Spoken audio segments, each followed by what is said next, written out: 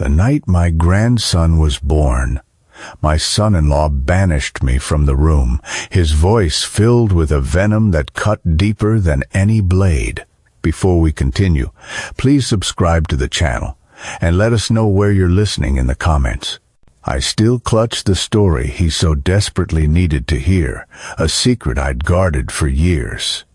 The hospital hallway felt unnaturally cold, a sterile and indifferent space that seemed to magnify my isolation.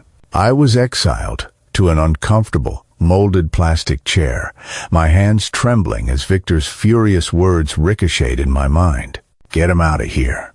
I don't want him near me, or my baby. He's nothing but a bad influence." A young nurse, her face, a mask of professional sympathy, had gently but firmly guided me toward the door. My own daughter, Julia, shot me an apologetic glance, her eyes filled with conflict, but she remained steadfastly by her husband's side. She always did. "My name is Arthur Henderson.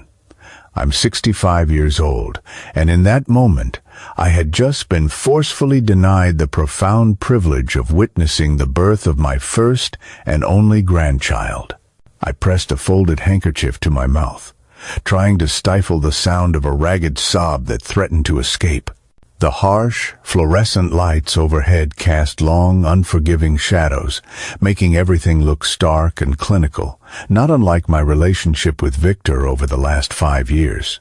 From the very first day Julia brought him to my home, I saw something in his eyes whenever he looked at me, a chilling combination of coldness and profound mistrust. In the beginning, I made every conceivable effort to welcome him into our family. I learned his favorite dishes, discreetly asking Julia about his preferences, and spent hours in the kitchen trying to perfect them. I respected their need for space, making sure never to visit their home unannounced. I even held my tongue when they decided to move to a suburb a full 40-minute drive away, a distance that rendered casual, spontaneous visits a practical impossibility. But nothing I did seemed to penetrate his armor. He would flash a perfect, charming smile whenever Julia was in the room, only to have his expression turn to ice the second she turned her back. "Your cooking is a little old-fashioned, don't you think, Arthur?" he'd comment, pushing aside a plate of pot roast I had spent all afternoon preparing. Another time, after I'd gently hinted at the possibility of visiting for a weekend, he'd casually remarked, "Julia and I are thinking of converting our guest room into a home gym. We don't really need it since we never have overnight guests." I tried to convince myself it wasn't personal, that some men simply have fraught relationships with their fathers-in-law. But deep down, in a place I rarely admitted to, I knew it was something more. The way he sometimes looked at me was laced with an animosity so potent, it felt as though he hated me simply for drawing breath. I straightened my back as a nurse bustled past, my heart leaping with a momentary hope for news, but she continued down the hall without a glance. I checked the worn leather strap of my watch. 3 full hours had passed since they had made me leave. My phone buzzed in my pocket, a text from my best friend, Steve. "Any news from the front? How's our new grandbaby?" I couldn't find the words to articulate the humiliation of what had just happened.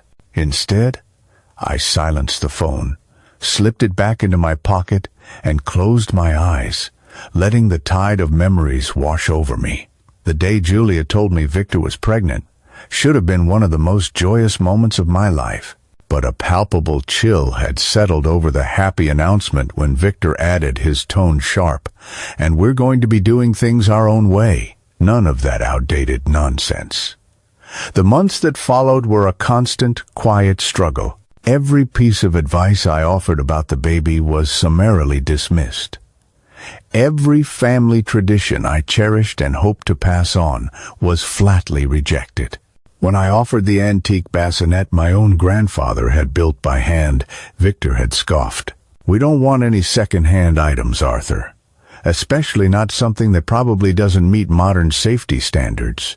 Each dismissal felt like a small shove, pushing the truth I carried deeper into my soul. The secret I had held for so many years felt like a lead weight in my chest. It was a truth about Victor, a truth that even he was completely unaware of. I first met Carl Thompson 17 years ago at a downtown community center where I volunteered on weekends. He was a young man, desperate and broken, with a hollowed-out pain in his eyes that I couldn't begin to comprehend. He confessed to me that he had just relinquished his 3-year-old son for adoption, admitting he was utterly incapable of caring for him while battling the twin demons of addiction and severe mental health issues. "His name is Victor," he had whispered, his voice raspy with unshed tears.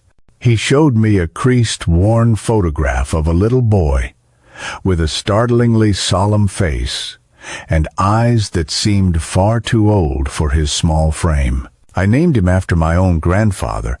I just hoped they kept his name. They did. The realization hit me like a physical blow 5 years ago when Julia brought home a young man with those same solemn, haunted eyes and introduced him as Victor Chen.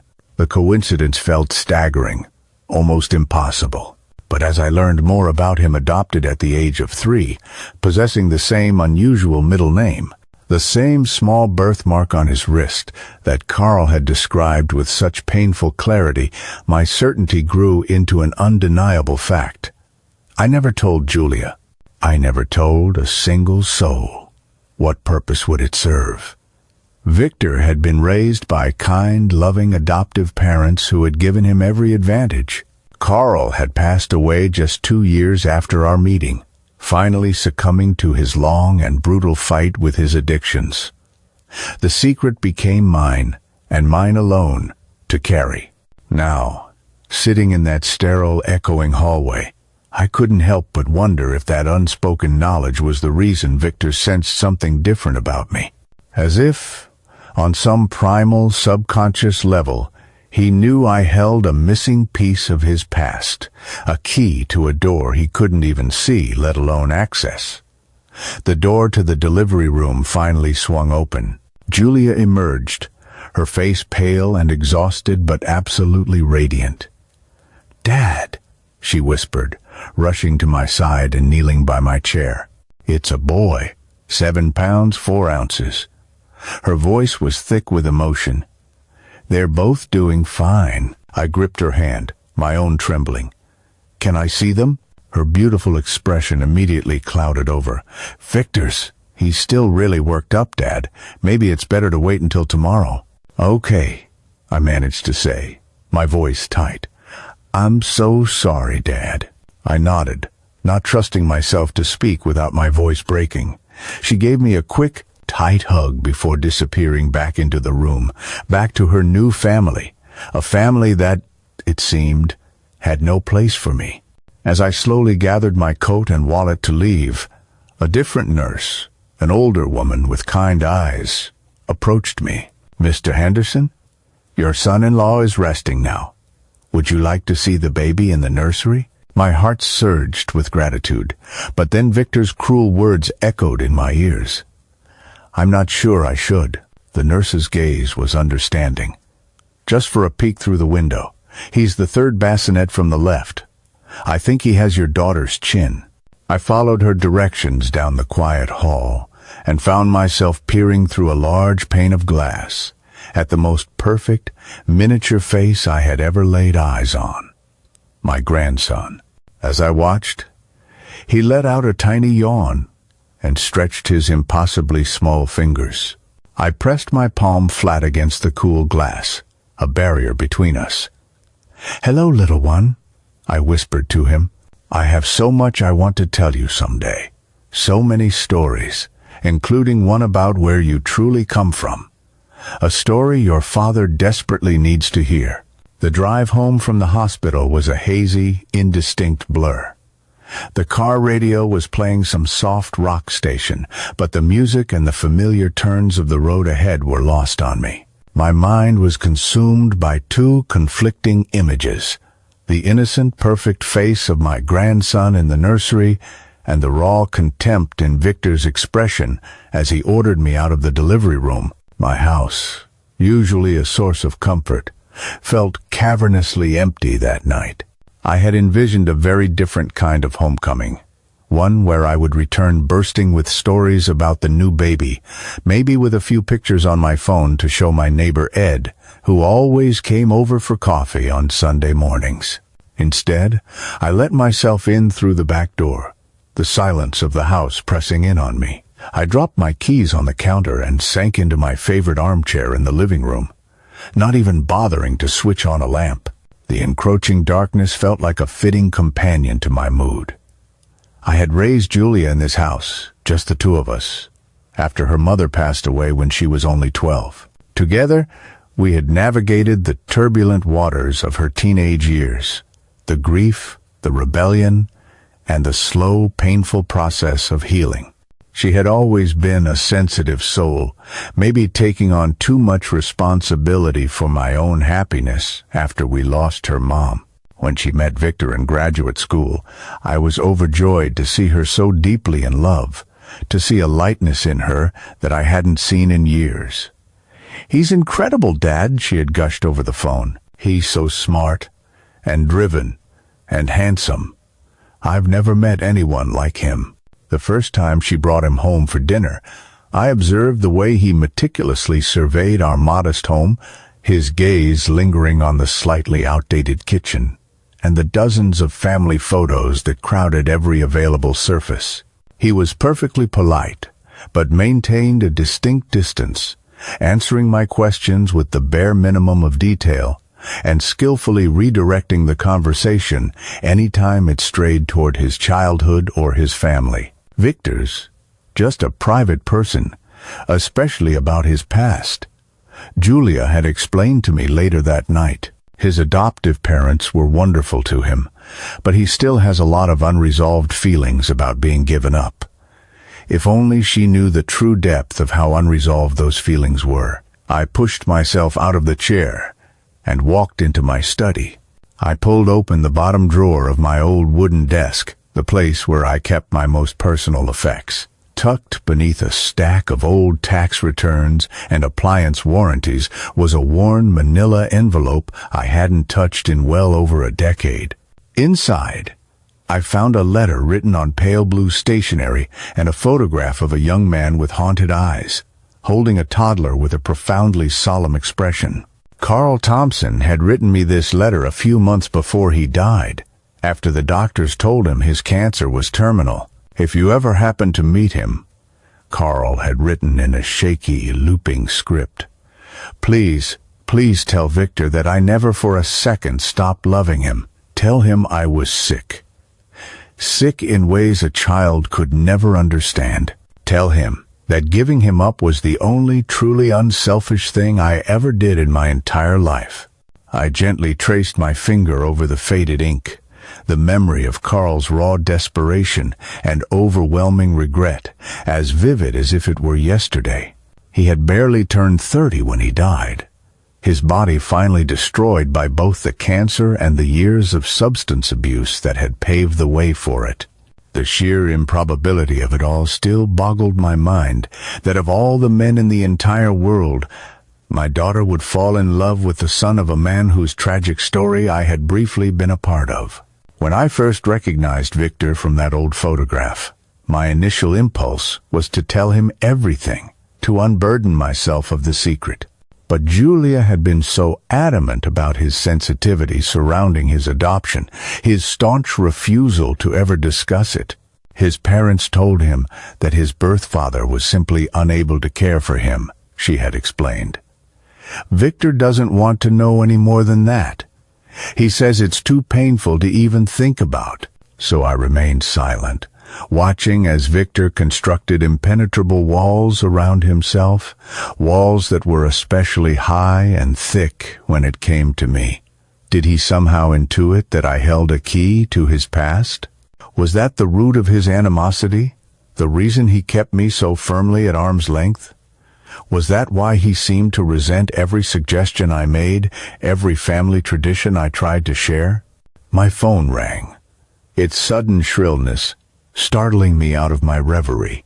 Julia's name glowed on the screen. "Dad." Her voice was a mixture of exhaustion and pure joy. "Just wanted to make sure you got home okay." "I'm fine, sweetheart." "How are Victor and the baby?" "Good. Victor's completely wiped out, of course. The baby—" She paused, and I could practically hear the smile in her voice. "We're calling him Leo. Leo Arthur Henderson." Arthur. My name. Tears sprang to my eyes, hot and unexpected. That's a beautiful name, Julia." It was actually Victor's idea. The Arthur part. I gripped the phone tighter, thrown into a state of utter confusion by this sudden, inexplicable gesture from the man who, just hours before, had ordered me out of the room like a trespasser. "Dad, about what happened earlier." Julia's voice dropped to a near whisper. "Victor was he was stressed out and in a lot of pain. He didn't mean it." "It's okay," I interrupted, not wanting to hear the excuses that we both knew were hollow. "Giving birth is an intense experience, I understand." After we hung up, I sat for a long time, staring at Carl's letter. Victor choosing to name his son after me felt so profoundly at odds with his every other action. Was it possible that becoming a father himself had unlocked something within him, a nascent sense of empathy or connection? Or was it merely another calculated move, designed to placate Julia while simultaneously keeping me at a safe, emotional distance? I carefully placed the letter and the photograph back into the envelope, and returned the envelope to its hiding place in the drawer. The secret felt heavier and more burdensome than ever before. That night, my sleep was troubled by a vivid dream of 3 generations of men. There was Carl, impossibly young and irrevocably broken. There was Victor, fierce and wounded, a fortress of his own making. And then there was little Leo, brand new and brimming with untapped possibility. In the dream, I was desperately trying to build a bridge to connect them all, but the pieces kept crumbling in my hands, refusing to fit together. I woke before the first light of dawn, a familiar weight of silence pressing down on my chest.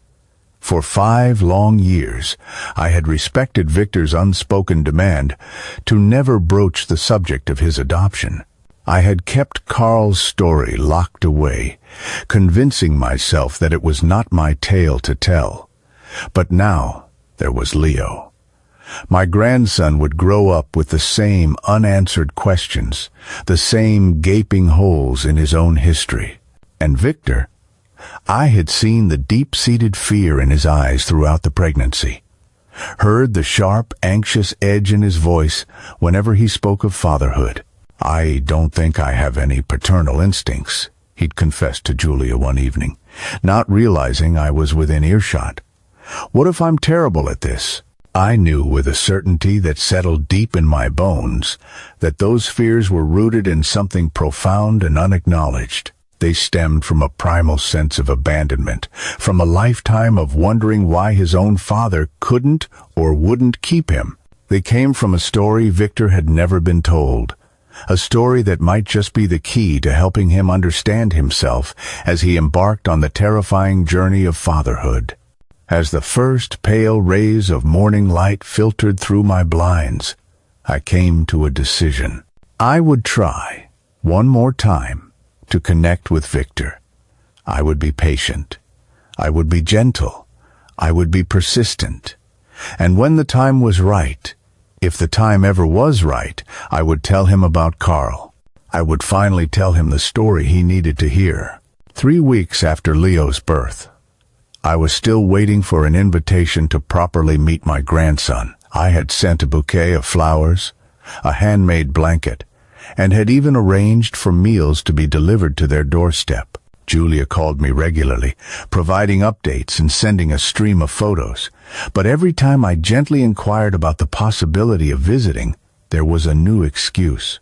Victor was still recovering. The baby's schedule was too unpredictable. Maybe next week would be better.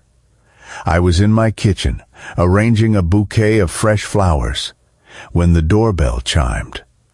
I wasn't expecting company. And for one wild, hopeful moment, I imagined it might be Julia, with the baby in tow.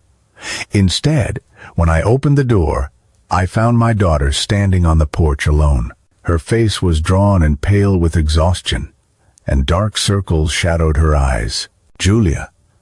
I pulled her into a tight hug, shocked by how thin she felt in my arms. "Is everything all right?" She stepped inside, her movements weary, and ran a hand through her unkempt hair. "Dad, I didn't know where else to go." I guided her to the living room couch and sat beside her, my heart beginning to hammer against my ribs with a growing sense of dread. "What's going on? Is it Leo? Is it Victor?" "Both. Neither. I don't know." She pressed the heels of her hands hard against her eyes, as if trying to block out the world. "I just don't know what to do anymore." I waited in silence, giving her the space she needed to gather her thoughts and find her words. When she finally looked up at me, her eyes were red-rimmed and filled with despair. "Victor, he isn't bonding with Leo. He barely even holds him.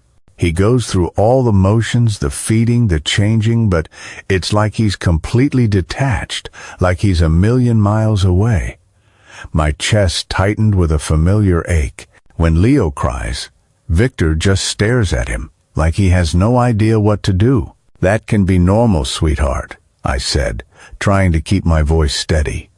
"New fathers sometimes." "It's more than that, Dad," she interrupted, her voice sharp with desperation. "He's not sleeping, and when he does, he has terrible nightmares.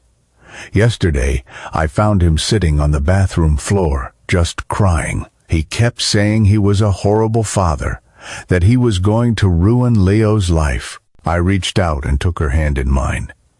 "Has he talked to his doctor?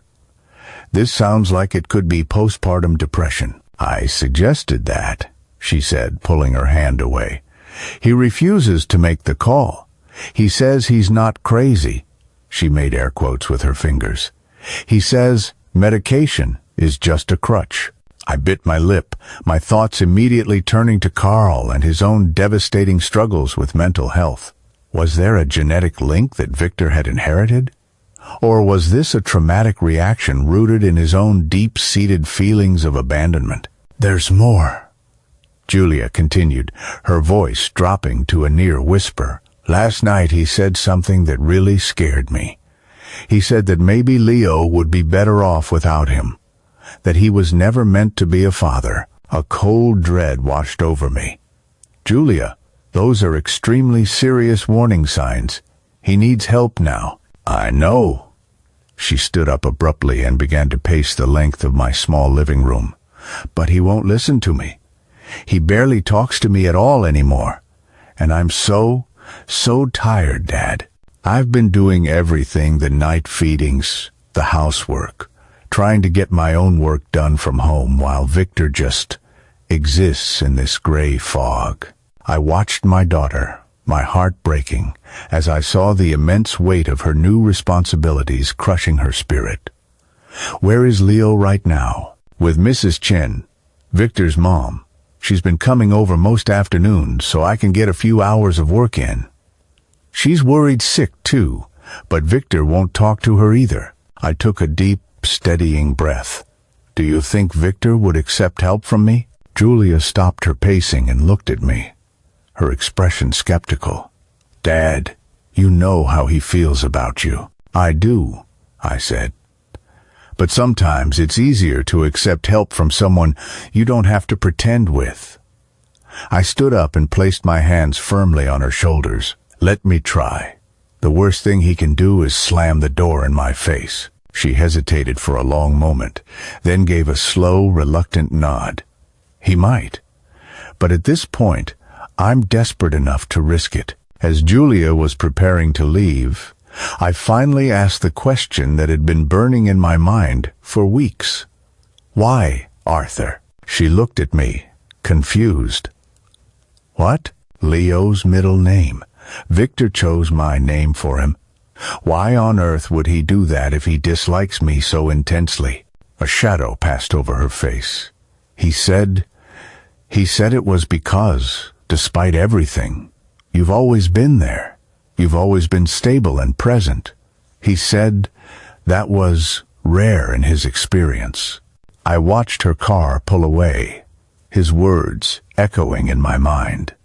Stable, present, rare in his experience. The disparate pieces of a puzzle I had been struggling with for years were slowly, painfully starting to come together. I was beginning to understand what Victor might truly be battling. Later that afternoon, I sat in my garden, the late sun warming my face, with Carl's letter in my hands once again. There was a particular passage that I had read dozens of times over the years. The hardest part of giving up Victor wasn't the moment they took him from my arms. It was the crushing knowledge that someday he might become a father himself, and he would have no one to guide him through the fear, no one to tell him that the terror he might feel doesn't make him a bad father, no one to tell him that he is nothing like me, that my failures do not have to be his destiny. Carl had predicted, with heartbreaking accuracy, exactly what was now happening to his son, and I was the only person on earth who knew it. That night I called Steve, being careful not to reveal the full, complicated scope of Victor's situation. He's really struggling with being a new dad, I explained. Julia's worried sick, and I want to help, but he's never been my biggest fan. Steve, who had successfully navigated his own rocky relationships with 2 daughters-in-law, let out a sympathetic sigh. You know, Arthur, sometimes the people who push us away the hardest are the ones who need us the most. They just have no idea how to ask for help. But how do I reach someone who won't even let me in the door? I asked. You show up anyway, Steve said, his voice firm. You don't go to take over, and you don't go to judge. You just go to be there. Sometimes that's all a man can do. The next morning, I packed a basket with a batch of muffins I had baked at dawn, a thermos of chicken soup, and a small stuffed lion I had been saving for Leo. I also added a package of the herbal tea Julia had mentioned Victor liked. Then, before I could second-guess myself and lose my nerve, I got in my car and drove to their house. Standing on their front porch, I could hear Leo crying from inside the high-pitched, desperate wail of a baby who has been crying for a very long time. I knocked, and then knocked again, louder this time. There was no answer, though the crying persisted. A knot of worry tightened in my stomach. I tried the doorknob. It was unlocked. "Victor?" I called out as I stepped into the entryway. "Julia, it's Arthur." The house was in a state of disarray. Dishes were piled high in the sink, laundry baskets overflowed onto the floor, and the air was thick with the musty smell of a home that hadn't been aired out in days. The sound of crying led me to the nursery, where I found Leo, his little face red and contorted, frantic in his crib. But it was the sight of Victor that made my blood run cold. He was sitting on the floor, his back pressed against the wall, his knees pulled up tightly to his chest. He was staring blankly at nothing, completely oblivious, while his son screamed. He didn't seem to register my presence at all. "Victor," I said gently, kneeling down beside him. "I'm going to pick up Leo, okay?" There was no response, not so much as a blink. I reached into the crib and lifted my grandson, for the very first time. I cradled him against my shoulder, murmuring soft, soothing words, until his desperate cries subsided into hiccuping whimpers. Only then did I turn my attention back to Victor. "Where's Julia?" I asked, keeping my voice as calm and even as I could. "Meeting," he whispered. His first acknowledgement that I was even in the room. "Couldn't cancel again." I nodded, bouncing Leo gently in my arms. "When was the last time you slept, Victor?" He just shrugged, his eyes still vacant and unfocused.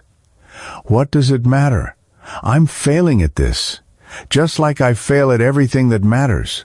In that moment, looking into his hollow eyes, eyes that were so hauntingly similar to his father's, I knew with absolute certainty that the story I had guarded for so long could not remain a secret anymore. But first things first, Victor needed immediate professional help. I shifted Leo to my other shoulder and pulled out my phone to call Julia. As I waited for her to answer, I made a silent, solemn promise to both Victor and the tiny, vulnerable baby in my arms. I would not let history repeat itself. Not this time. The next few days settled into a grueling, exhausting routine. Julia took an emergency family leave from her job. I practically moved into their guest room, taking on the primary care of Leo, while Julia focused on the monumental task of convincing Victor to see his doctor. The diagnosis was delivered swiftly. Severe postpartum depression, with possible psychotic features. He was prescribed medication and a course of intensive therapy, and the doctor stressed that he needed constant, unwavering support. Victor's parents, the Chens, visited daily, bringing with them casseroles and offering to help, but they seemed almost frightened by their son's condition, as if mental illness were a shameful secret to be hidden away from the world. Mr. Chen would pat Victor's hand awkwardly and tell him to stay positive, while Mrs. Chen would busy herself with household chores, rarely venturing into the darkened bedroom where Victor spent most of his days. They mean well, Julia explained to me one evening after they had left, but they've never been comfortable with messy emotional stuff. When Victor struggled with anxiety as a teenager, they sent him to a therapist, but they never, ever talked about it at home. I nodded, my understanding running deeper than she could possibly know. The Chens had adopted Victor when he was 3, old enough to carry the deep cellular trauma of his early years with Carl, even if he had no conscious memory of them. They had provided him with stability, security, and opportunity, but perhaps they hadn't equipped him with the emotional tools necessary to process his profound and foundational feelings of abandonment. By the end of that first week, Victor's medication had started to take effect. He began to emerge from the bedroom more frequently, sometimes just sitting silently in the living room while I fed or rocked Leo. He didn't speak much, but I would occasionally catch him watching me with his son, his expression not filled with its usual hostility, but with something that looked more like wistful curiosity. One afternoon, I was softly singing an old lullaby to Leo while giving him his bottle when Victor appeared in the doorway of the nursery. "That song," he said, his voice raspy from disuse. "What is it?" I smiled, continuing to rock the drowsy baby in my arms. "It's an old lullaby my grandfather used to sing. I sang it to Julia, and she loved it." Victor hesitated, then walked into the room and sat down in the rocking chair opposite me. "No one ever sang to me when I was little. At least, I don't remember it if they did." My heart ached at the simple, devastating statement. "Would you like to learn it for Leo?" A flicker of panic crossed his face. I can't do what you do with him. He always cries whenever I hold him." "He cries because he senses your anxiety," I said gently. "Babies are remarkably perceptive that way." Victor looked down at his hands, which were clasped tightly in his lap. I don't know how to not be anxious around him. I look at him, and all I can think is that I'm going to damage him somehow. I placed the now sleeping Leo gently into his crib and turned to face my son-in-law directly. "May I ask you something, Victor? And please know, this isn't a judgment. I genuinely want to understand." He gave a weary nod. "From the moment Julia introduced us, you've kept me at a distance. Even before Leo was born, you seemed to resent me. I've always wondered why." Victor's face flushed a deep red. For a moment, I thought he was going to bolt and retreat back to the safety of his bedroom. Instead, he took a long, shaky breath. "You had this perfect relationship with Julia. this intact family history, with all the photos and the stories and the traditions. He twisted his wedding ring nervously around his finger. I've never had that. I don't know how to create that for Leo. My relationship with Julia is far from perfect, I said quietly. We've had more than our share of struggles, especially after her mother died. And family isn't about perfection, Victor. It's about showing up, even when things are messy. That's easy for you to say. A hint of his old bitterness crept back into his voice. You've always had a family. You don't know what it's like to spend your whole life wondering why your own father didn't want you. The moment had arrived, sooner and more suddenly than I had anticipated. I could deflect, change the subject, and continue to carry the secret I'd kept for so long. Or I could begin the delicate, dangerous process of revealing the truth. What if he did want you? I asked carefully. What if giving you up was the hardest thing he ever did? Victor's eyes narrowed. What are you talking about? I'm just saying that sometimes the story we tell ourselves isn't the whole story. Sometimes people are forced to make impossible choices out of love, not abandonment. He stared at me for a long, silent moment, then stood up abruptly. I'm tired. I need to get some rest before Leo wakes up again. I didn't push. The seed had been planted. For now, that was enough. Over the next few days, Victor's condition continued to show steady improvement.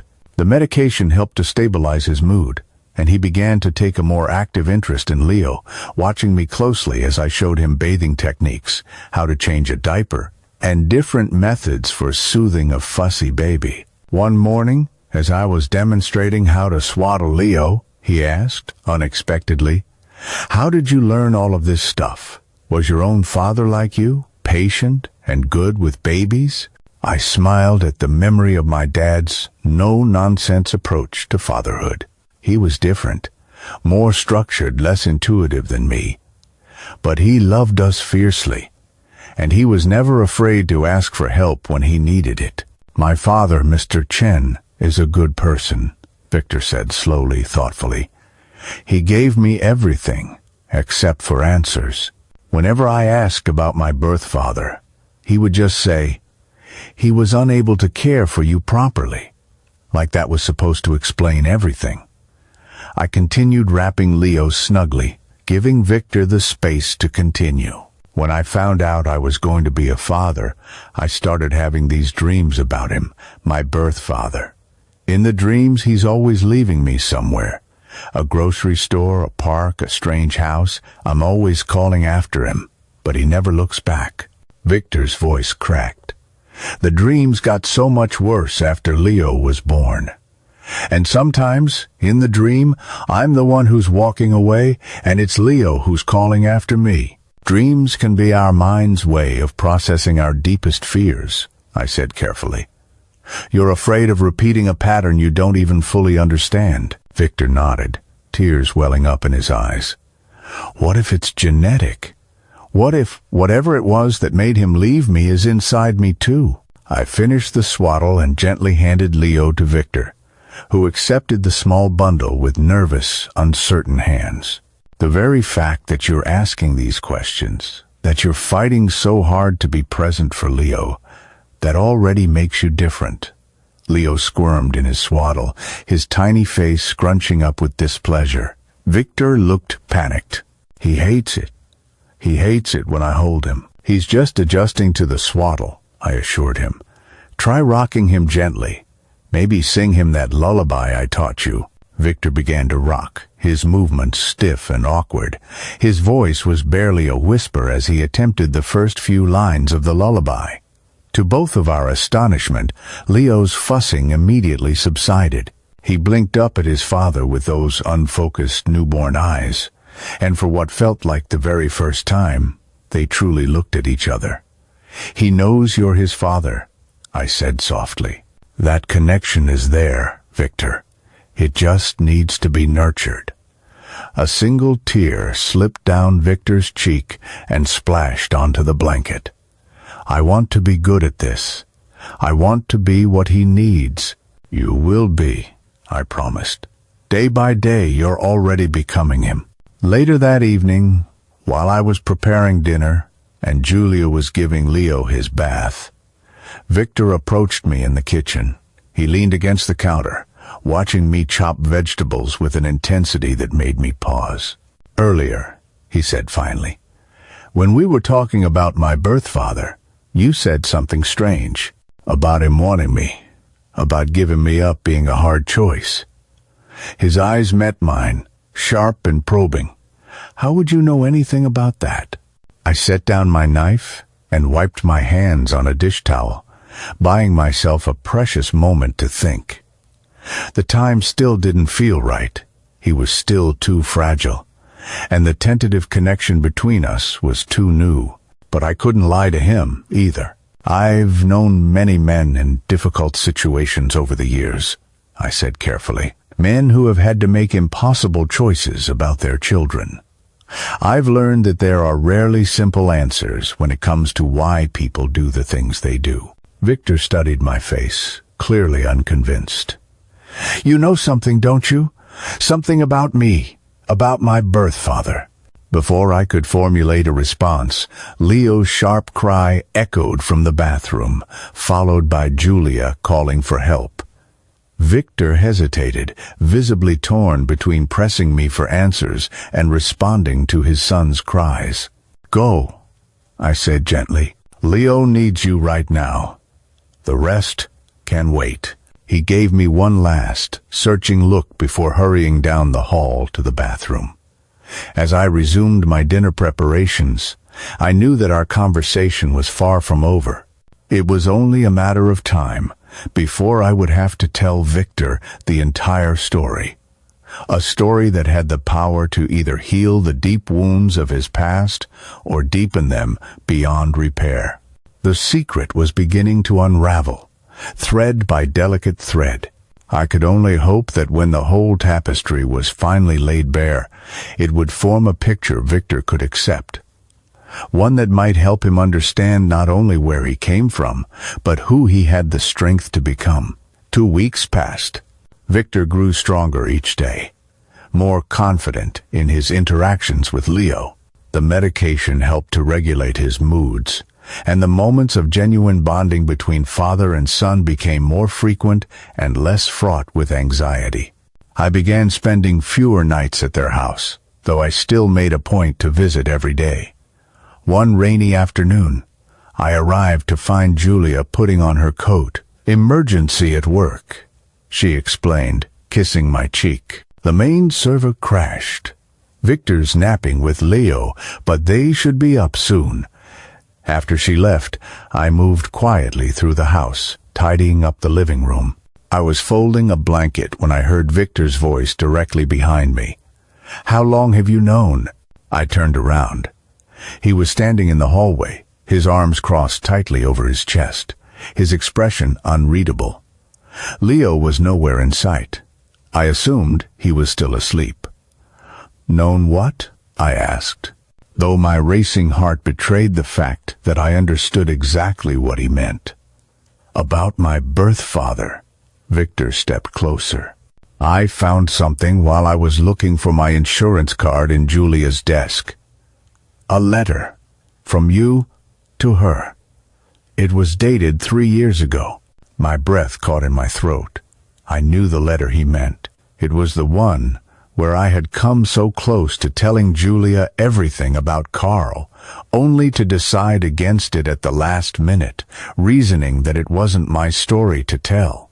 I had written it during a period of intense guilt over keeping such a monumental secret, and then had never sent it. Julia must have found it among my old papers when she helped me organize my home office last year. You wrote that you knew him, Victor continued, his voice tight with suppressed emotion, that you met him after I was already gone, that he showed you my picture. He uncrossed his arms, and I could see that his hands were trembling. Why would you keep that from me all these years? I gestured toward the couch. Please sit down, Victor. This isn't a simple story. He hesitated, then sat, perching on the very edge of the cushion as if ready to flee at any moment. I took the armchair opposite him, gathering my thoughts. I met Carl Thompson 17 years ago at a community center in Oakland.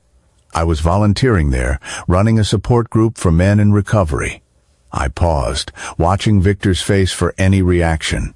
Carl was trying to get clean after years of battling addiction.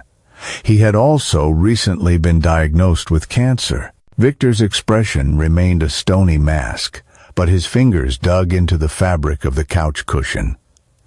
Go on. He joined my group because he was drowning in regret. Not just about his addiction, but about having to give up his son years earlier. I leaned forward slightly. Your name was the first thing he ever told me about you. He was so proud that your adoptive parents had kept it, the name he'd given you to honor his own grandfather. Victor, he whispered, the name sounding foreign on his own lips. I nodded. He showed me your picture. You were about 3 years old in the photo, a solemn-faced little boy with these very distinctive eyes. Why did he give me up? The question was barely audible. I took a deep breath, choosing my words with extreme care. Carl struggled with bipolar disorder, which had been diagnosed when he was a teenager.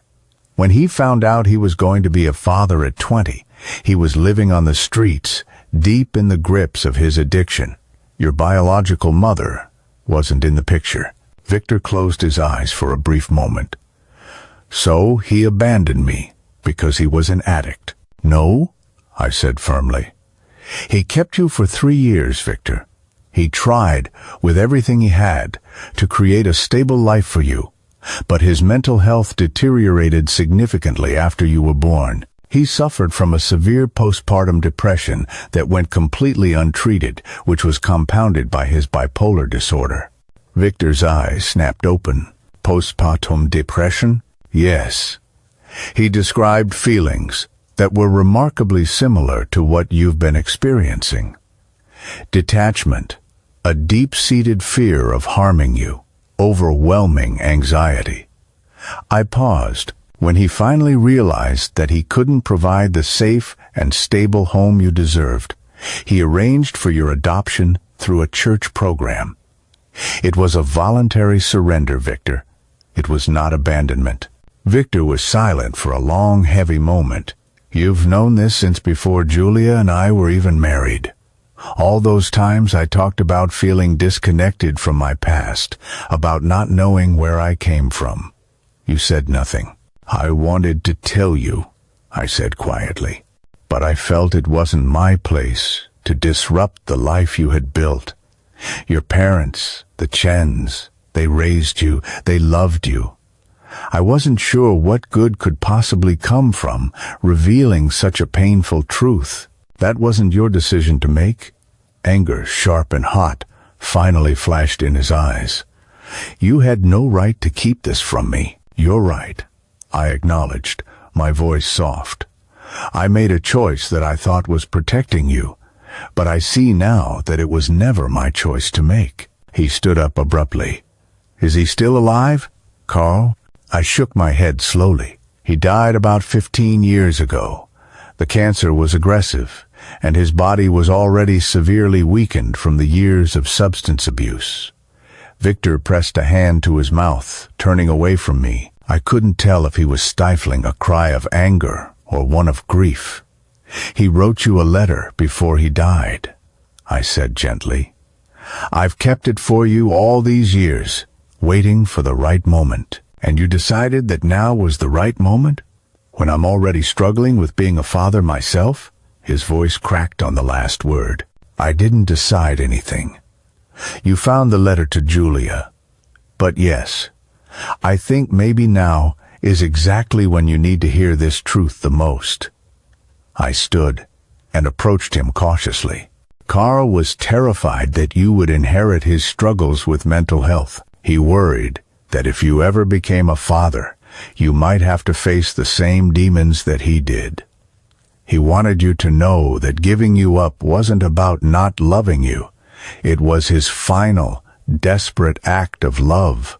Victor turned back to face me, tears streaming unheeded down his cheeks. How convenient.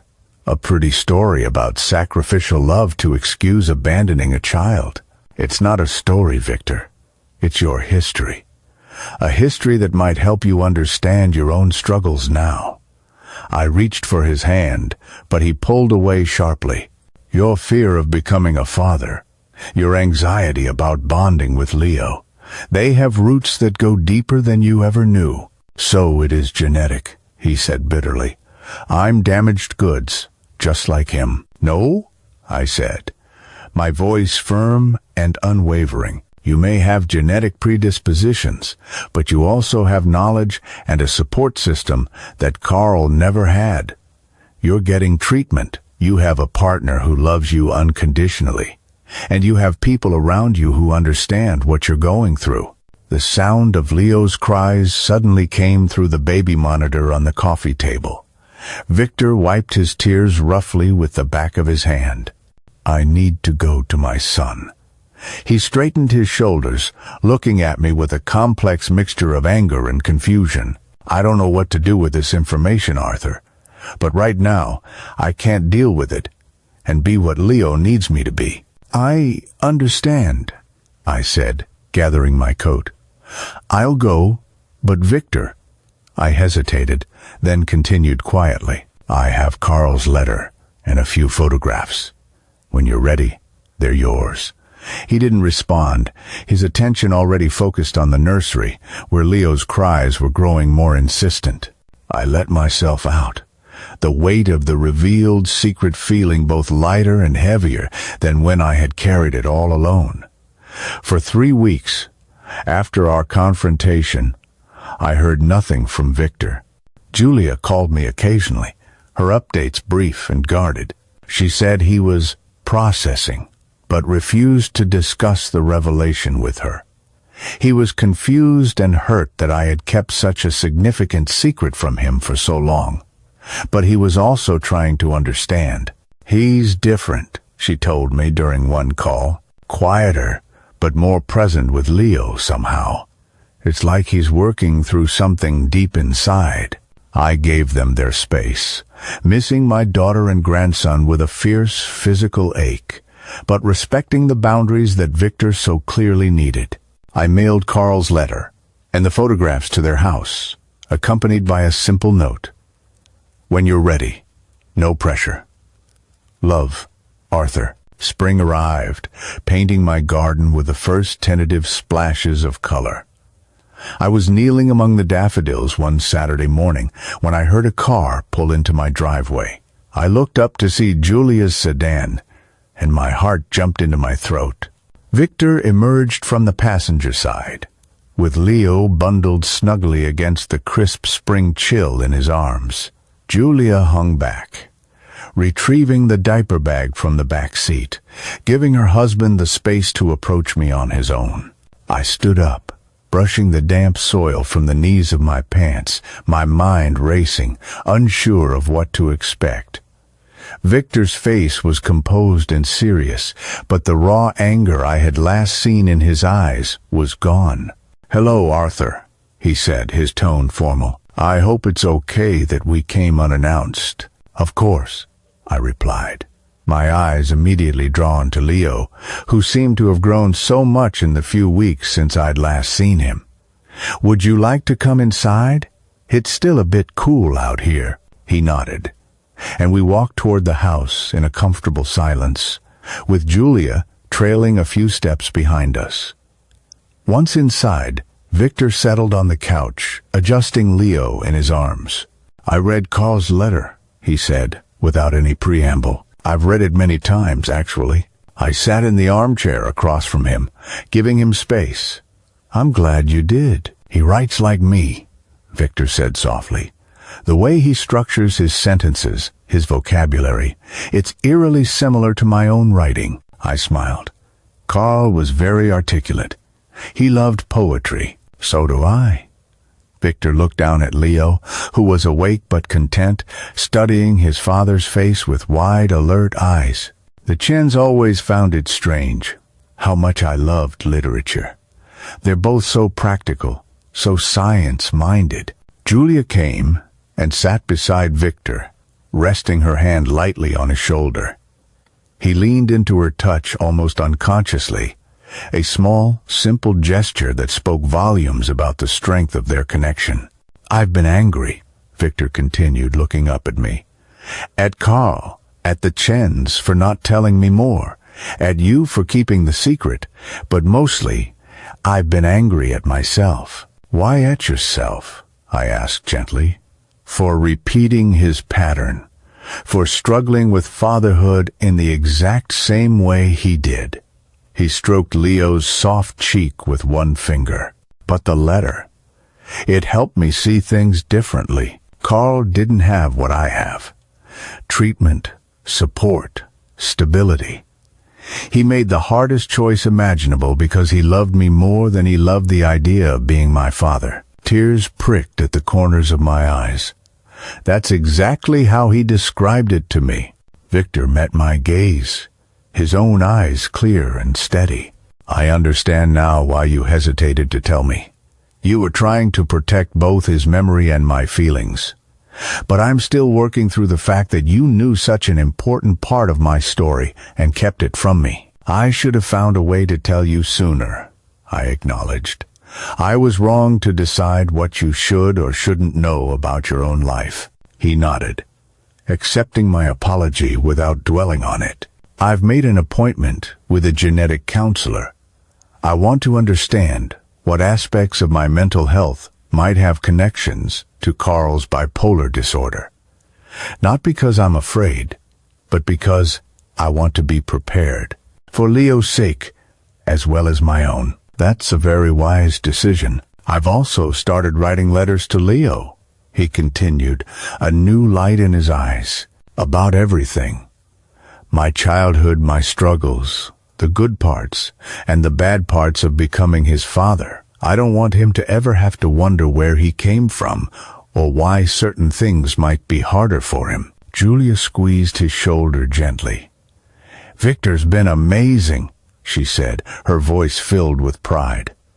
"The way he's facing all of this head-on." Victor gave her a small, grateful smile, then turned his attention back to me. "I don't think I would have understood Carl's letter in the same way if I hadn't experienced such similar feelings after Leo was born. In a strange way, it was the right time for me to learn the truth, even if it was painful." He hesitated for a moment, then stood up and approached me. Leo still cradled against his chest. "Would you like to hold your grandson?" The simple, heartfelt question brought fresh tears to my eyes. "Very much." As he placed Leo into my arms, our hands touched briefly. The baby looked up at me with Carl's eyes, the same eyes that now watched me, filled with a cautious hope from Victor's face. "We're not going to be perfect at this right away," Victor said quietly. "I still have moments when I feel completely overwhelmed, when I'm not sure I can be what Leo needs, and I'm still processing everything about Carl, about my past. Perfection isn't what families are about," I replied, echoing the words I had said to him weeks earlier. "It's about showing up, even when it's messy. That's why we're here," he said, sitting down on the couch beside me so that Leo was cradled between us. "I want Leo to know his grandfather, to have what I didn't have growing up, a sense of where he comes from, a connection to his history." Julia joined us, completing our small circle. "We were thinking maybe Sunday dinners could become a tradition," she suggested. "If that's okay with you, Dad." "I'd like that very much," I managed to say, through the lump that had formed in my throat. Later, as they were preparing to leave, Victor hung back while Julia strapped Leo into his car seat. He turned to me on the porch, his expression serious. "I was wrong about you being a bad influence," he said quietly. "I think I was afraid of your stability, of your certainty as a father. It just highlighted everything I feared I would lack." He paused, gathering his thoughts. "But now I see that you're exactly the influence Leo needs in his life, and maybe Maybe the one I needed too. He hesitated, then stepped forward and embraced me. It wasn't a warm, lingering hug, we weren't there yet, but it was a beginning. "Thank you," he whispered, his voice thick with emotion, "for keeping Carl's story safe when no one else did, for giving me back a piece of myself I didn't even know was missing." After they drove away, I stood on my porch for a long time, watching the empty street.